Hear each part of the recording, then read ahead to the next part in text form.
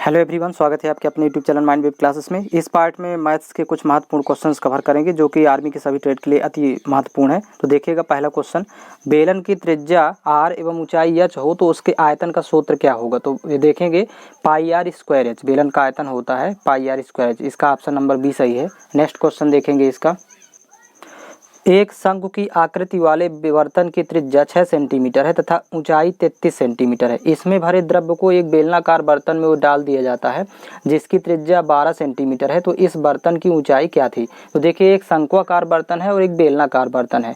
तो शंक्वाकार बर्तन का यदि द्रव्य बेलनाकार बर्तन में डाला जाए तो आयतन तो दोनों का समान होगा। तो यहाँ पर देखेंगे अकॉर्डिंग टू क्वेश्चन शंकु का आयतन बराबर बेलन का आयतन, मतलब यहाँ पर हो जाएगा 1/3 पाई आर स्क्वायर एच। ये शंकु का आयतन हो गया बराबर बेलन का आयतन होता है पाई आर स्क्वायर एच।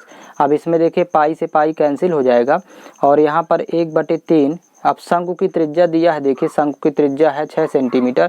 तो इसमें 2 बार गुणा करेंगे, 6 × 6 इंटू ऊंचाई दिया है, इसकी ऊंचाई 33 सेंटीमीटर। तो यहाँ गुणे 33 बराबर, अब यहाँ बेलन की देखिए त्रिज्या दी है, बेलनाकार जो बर्तन था उसकी त्रिज्या 12 सेंटीमीटर है। तो यहाँ 12 × 12 और इसकी ऊंचाई निकालना है तो यहाँ एच रख लेंगे।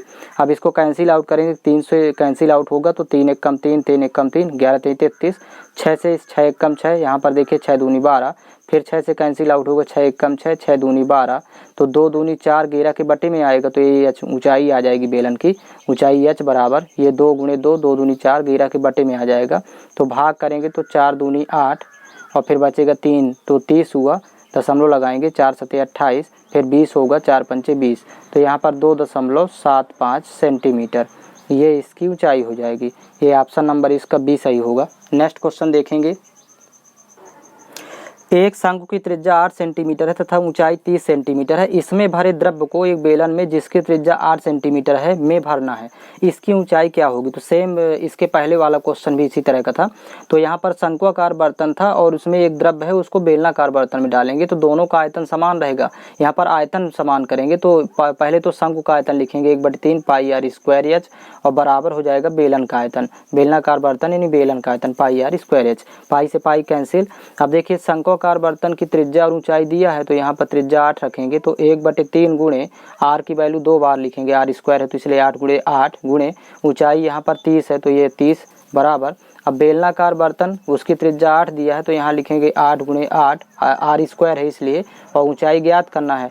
8 से 8 है कैंसिल हो जाएगा, 8 8 और ये 3 × 1 = 3, 3 × 30। तो ये बेलनाकार बर्तन की ऊंचाई हो जाएगी 10 सेंटीमीटर में आएगा, 10 सेंटीमीटर। तो देखिए इसका ऑप्शन नंबर सी दिया हुआ है। नेक्स्ट क्वेश्चन देखेंगे, एक बेलन की त्रिज्या 2 गुनी कर दी जाए तो उसके आयतन में कितने प्रतिशत की वृद्धि होगी। तो यहाँ पर देखिएगा बेलन की पहले त्रिज्या मान लेते हैं कि आर, त्रिज्या आर यदि मान लें तो यहाँ पर देखिए आयतन होता है, बेलन का आयतन लिखेंगे यहाँ पर आयतन बराबर पाई आर स्क्वायर एच। अब यहाँ पर त्रिज्या को दुगना करना है, मतलब आर की जगह लिखना है 2r। तो देखिए अब आयतन कितना हो जाएगा। तो यहाँ पर देखेंगे पाई इंटू आर की जगह 2r लिखेंगे तो इसका होल स्क्वायर इंटू एच। तो देखेंगे पाई इंटू 2 का स्क्वायर करेंगे तो 4 आएगा, ये आर स्क्वायर ही रहेगा, इंटू एच होगा तो 4 स्टार्टिंग में लिखेंगे तो 4 × पाई आर स्क्वायर एच, मतलब आयतन 4 गुना हो जाएगा। यहाँ पर लिखेंगे 4 गुना। तो ऑप्शन में देखते हैं, यहाँ पर देखिए 3 गुना, 6 गुना, 1/4 गुना, 1/2 गुना, ऑप्शन में दिया नहीं है तो इसका आंसर 4 गुना होगा, इसमें ऑप्शन में नहीं दिया हुआ है। नेक्स्ट क्वेश्चन देखेंगे, एक कमरे की लंबाई, चौड़ाई और ऊंचाई क्रमशः 8 metre by 6 metre by 4 metre है। 4 रुपये प्रति वर्ग मीटर की दर से सफेदी का खर्च कितना आएगा। तो यहाँ पर देखेंगे सबसे पहले तो कमरे की चारों दीवारों का क्षेत्रफल निकालेंगे तो टोटल एरिया कितना है। तो देखिएगा कमरे के चारों दीवारों का क्षेत्रफल, कमरे की चारों दीवारों का क्षेत्रफल, चारों दीवारों का क्षेत्रफल होता है 2 गुणे लंबाई धन चौड़ाई गुणे ऊंचाई। ए बी लंबाई चौड़ाई है, ऊंचाई सी है, इसी में वैल्यू पुट करेंगे तो 2 इंटू, अब देखिए लंबाई चौड़ाई ये दिया है, ऊंचाई यहाँ पर तो इसमें लिखेंगे 8 धन 6 इंटू ऊंचाई है 4। तो यहाँ पर 4 दूनी 8 हो जाएगा गुणे 8 6 14, 14 8 112, तो यहाँ 112 मीटर स्क्वायर हो जाएगा क्षेत्रफल चारों दीवारों का। अब यहाँ पर कुल क्षेत्रफल 112 मीटर स्क्वायर हो रहा है, लेकिन यहाँ 1 वर्ग मीटर का कीमत दिया है, वैल्यू 4 रुपये, तो लिखेंगे 1 वर्ग मीटर का व्यय या खर्च, 1 वर्ग मीटर का खर्च दिया है यहाँ पर 4 रुपये, इसलिए 112 वर्ग मीटर का हमें खर्च निकालना है। कितना आएगा सफ़ेदी कराने का, तो 112 गुणे 4 करेंगे तो 100 चौको 400 और 12 चौक 48, तो 448 रुपये। तो इसका ऑप्शन नंबर ए सही होगा। नेक्स्ट क्वेश्चन देखेंगे। दो घनों के आयतन का अनुपात 1:27 है, उनके फलक के क्षेत्रफल का अनुपात क्या होगा। तो यहाँ पर देखेंगे आयतन का अनुपात दिया है 1:27, तो सबसे पहले तो भुजाओं का अनुपात निकाल लेंगे। तो भुजा में अनुपात होगा, यहाँ पर क्यूब रूट निकालेंगे क्योंकि आयतन से जब भुजा का निकालना है तो यहाँ पर यहाँ 1 है, 1 का घनमूल अनुपात 27 का घनमूल। पहले भुजाओं का अनुपात निकालेंगे तो 1 का घनमूल 1 ही होगा, 27 का घनमूल 3, तो भुजाओं में अनुपात हो जाएगा 1:3 का। अब क्षेत्रफल का निकालना है इसके बाद, तो क्षेत्रफल का निकालने के लिए स्क्वायर कर देते हैं। भुजाओं के अनुपात निकालने के बाद इनका स्क्वायर करेंगे तो क्षेत्रफल का अनुपात आ जाएगा 1:9। तो ये इसका ऑप्शन नंबर सी सही है। नेक्स्ट क्वेश्चन देखेंगे।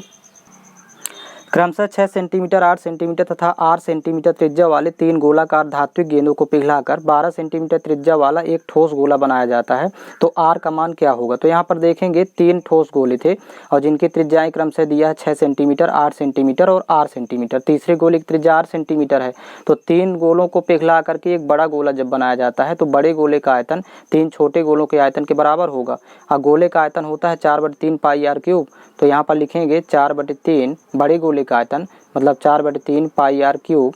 यहाँ कैपिटल आर ले लेंगे यहाँ पर वैल्यू इसकी, या फिर वैल्यू रख देंगे फिर त्रिज्या की 12, तो 4/3 पाई आर क्यूब बराबर 4/3 पाई R1 क्यूब प्लस 4/3 दूसरे गोले की का आयतन 4/3 पाई R2 क्यूब और तीसरे गोले का आयतन हो जाएगा 4/3 पाई, और ये यहाँ पर इसकी त्रिज्या दिया है कैपिटल आर, तो यहाँ इसको लिख लेंगे कैपिटल आर क्यूब, इसको स्मॉल आर यहाँ लिख लेते हैं।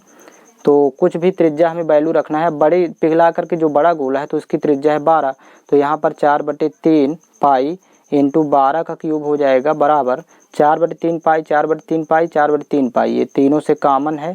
तो यहाँ देखेंगे R1 क्यूब, तो R1 6 दिया है मतलब पहले गोले की त्रिज्या, तो 6 का क्यूब प्लस दूसरे गोले की त्रिज्या 8 है तो यहाँ 8 का क्यूब प्लस तीसरे गोले की निकालना है तो यहाँ R का क्यूब हो जाएगा। अब देखेंगे यहाँ 4/3 पाई से 4/3 पाई कैंसिल आउट होगा।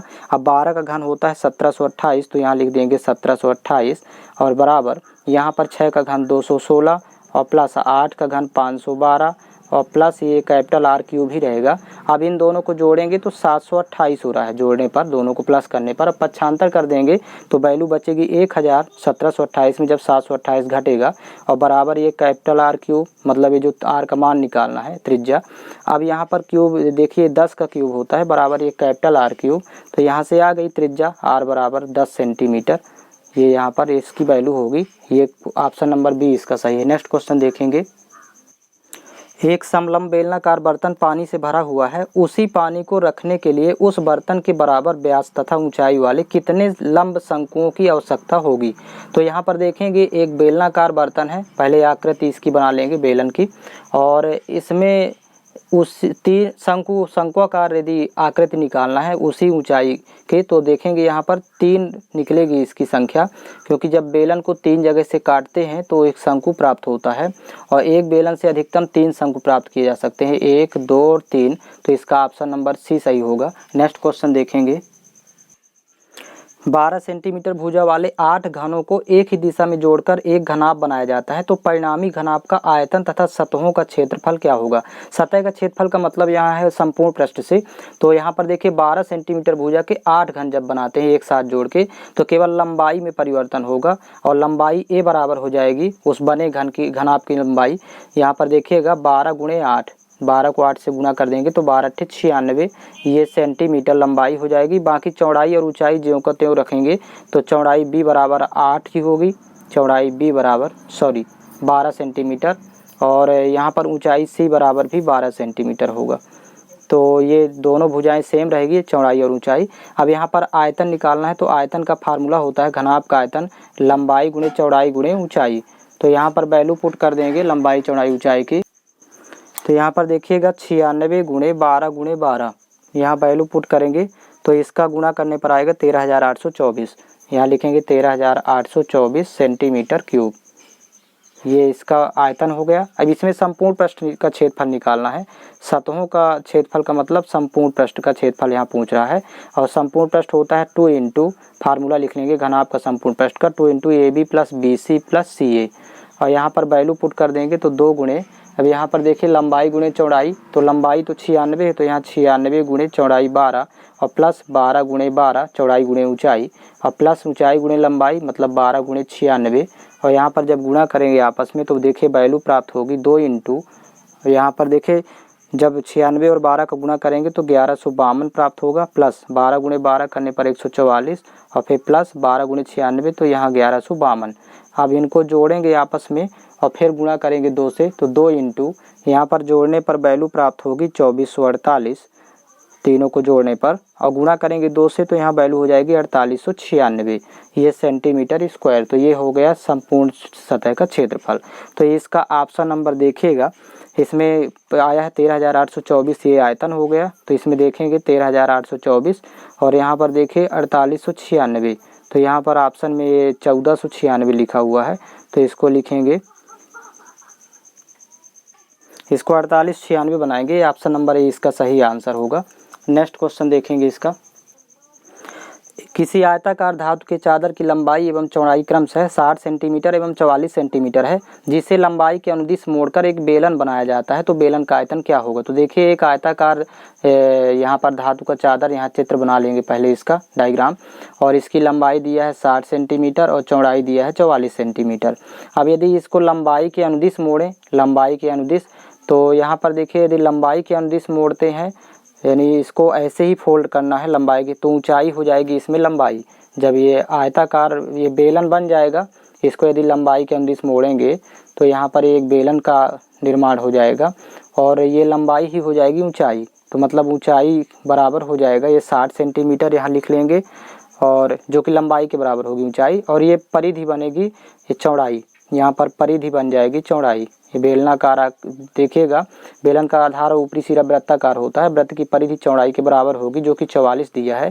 और वृत्त की परिधि से त्रिज्या निकालेंगे तो यहाँ पर 2πr मतलब 2 गुणे 22/7 इंटू r बराबर 44, तो यहाँ से 22 दूनी 44 और ये भी 44, तो इसको कैंसिल आउट करेंगे तो त्रिज्या आ जाएगी 7 एकम 7, त्रिज्या 7 आएगी। अब आयतन के फार्मूले में रख देना है वैल्यू, बेलन का आयतन होता है πr²h मतलब पाई की वैल्यू 22/7 इंटू r² 7 गुणे 7 इंटू ऊंचाई h ये 60 सेंटीमीटर है। यहाँ से कैंसिल आउट कर देंगे, 7 7 कैंसिल हो जाएगा, 22 7 154 और गुणे 60 करेंगे तो वैल्यू आ जाएगी 9240 सेंटीमीटर क्यूब। ये इसका सोल्यूशन होगा।